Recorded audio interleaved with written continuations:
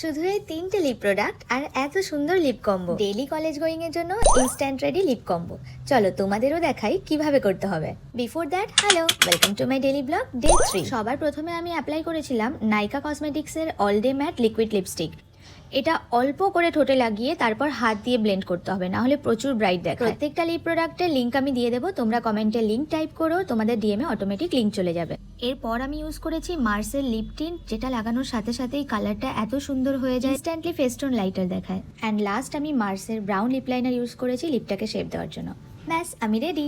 এবার আমি বেরোই, না হলে এক্সাম জন্য দেরি হয়ে যাবে। নিশাও রেডি হয়ে গেছিল। জেনারেলি আমি আর নিশা একসাথেই কলেজে যাই। আর আজ ছিল আমার ইকোনমিক্স এক্সাম। না, ইকোনমিক্স না, এমার্জিং মার্কেট ইকোনমিক্স। কলেজ ঢুকে আগে সবাইকে অল দ্য বেস্ট বলে নিই, বিকজ আমাদের সিট অ্যারেঞ্জমেন্ট ডিফারেন্ট রুমে।